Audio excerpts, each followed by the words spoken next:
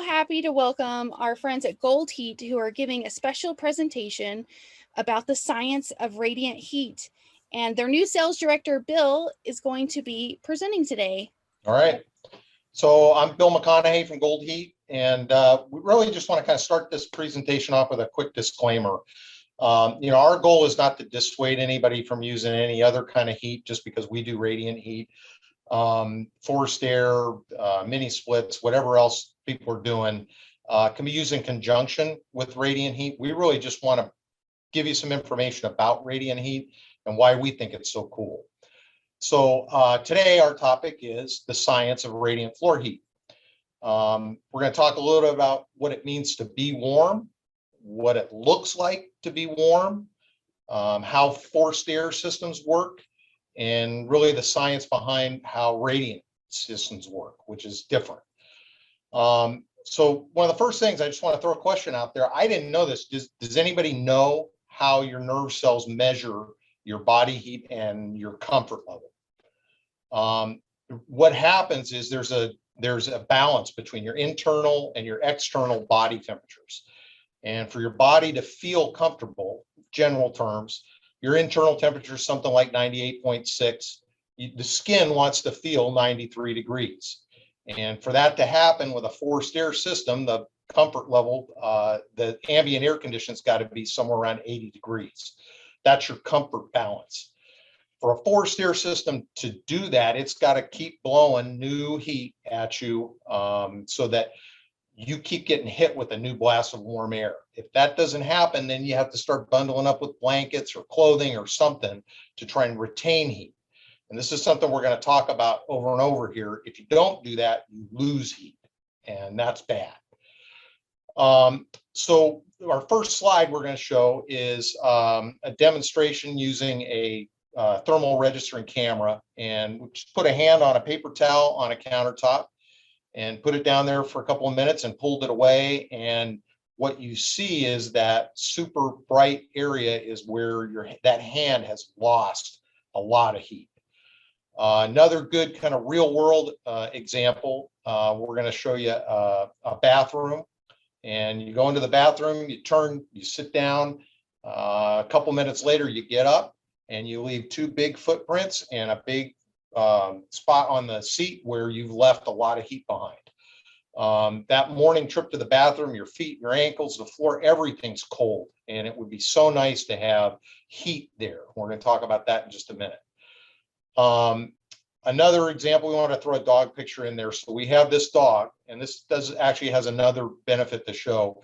It's pretty quick. She's rolled across this floor, and you can see if you look at the numbers, that floor temperature has changed almost 4 degrees, and that's not from a lot of contact, and all that heat came from the dog. Another example that we want to show is a scale where somebody has stepped onto the scale for a short period of time. And the thing that's unique about this picture, it took 10 minutes for those footprints to go away. That's how much heat was lost in that short period of time. So that happens even when you just walk across a floor, and for people with joint issues, rheumatoid arthritis, circulation issues, that short trip across a cold floor can really exacerbate their problems. So we're also going to show another dog picture. Can't get enough of those. This one's got an exhaling dog. So just kind of harking back to that internal versus external versus that dark area all around there, the 98.6 to 93 to 80 degree temperature that's got to be there for that balance. Kind of a takeaway from this section of the presentation, a cold floor or anything cold in the room is going to rob heat from anything that's warm in the room, including your feet from you. Okay, so let's talk about how forced heat works. Forced heat is convection. So for that to happen, warm air has to hit your skin just enough for you to feel like you're warm. Again, that's got to happen continually and come across there, or when the blower stops, you're not feeling new heat. If you look at that in a tiny home example, that temperature distribution, you got your mini split up there on the wall. It's blowing air down towards the floor, warming the air at the base of the room, less and less and less the further you get away from that mini split. most of that heat goes right there and raises and ends up at the top of the unit where it's not really doing any good. In addition to that, it's not really warming the floor or the subfloor, which is not doing anything to help underneath your unit with warming and moisture mitigation. So we also took a picture of just kind of a room after we turned the heat off. So a few minutes after the heat's turned off, you can see all those dark areas at the bottom, up the walls, all that heat is now up in the top. That's just what's left. And down where you are, there's nothing keeping you warm. So let's talk about radiant floor heat. We like to call it walking on sunshine. And radiant floor heat really is different. It heats with light beams, not air. So you're getting direct radiation heat. It's similar to being outside in the sunshine with sun beating on your skin, through your clothes, warming you up, direct radiation. You can get into the shade and that starts to block it. You don't feel it as much. You still feel hot outside because the radiation is still hitting other things like asphalt, buildings, and rocks.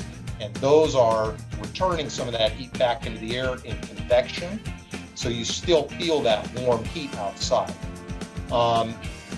If you look at that same situation in a bathroom in a tiny house, you can take a fairly small piece of film, put it down like a 20 by 30 inch piece.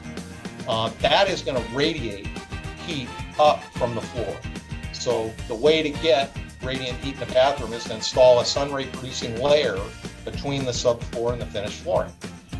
Those rays point directly at you. They point at the walls, the shower glass, yep, the toilet too. They are directly heating, unlike a forced air system.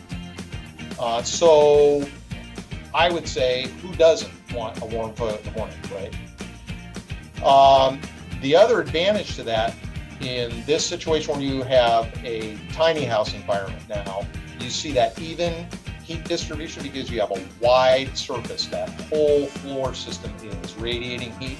You have a nice even flow of heat from the floor upward, and it's also sending heat down into the space below the unit where it's keeping that warm and preventing moisture buildup down here. Okay, so almost to the end here. Forced air versus radiant heat. Let's go back to your morning trip to the bathroom. You're up in your loft, and you're comfortable in bed. You're ready to get out for the day. You come down your ladder, and boom, you hit the cold floor. Your bathroom's cold. Not what you want first thing in the morning. What's your option with forced air heat? Crank the unit. By the time you get the downstairs heated up, you're roasting up there in the loft. And even then, you're waiting longer for all those objects in the bathroom. Everything you touch are not going to heat up that fast. With radiant heat system, you can leave that system running, and it's going to keep a consistent flow of heat all the way through the whole unit, and everything's going to be nice and warm when you get down there in the morning, and you're not going to roast anybody up in the loft still. Some numbers to throw out for the numbers people. If you're using radiant heat and you're an average sized person in a tiny home environment, you're only going to catch about 3% of that forced air coming past you. 90% of that air is going to go right past you. So your direct heat application is only about 3% efficient. With radiant heat, because it's coming from all around you, all those angles coming at you, you're going to get about 17% of that. And another 80% of it is going to go directly into the counter and the ceiling and the floorboards, all the different areas. And some of that, the last 3%, is going to go into the flooring, which will radiate that through convection up through the air.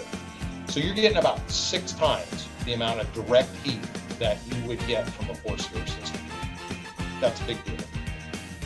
So the wrap-up statement for the whole thing, radiant heat warms evenly with sunshine technology at the speed of light. And we're going to put up my contact information.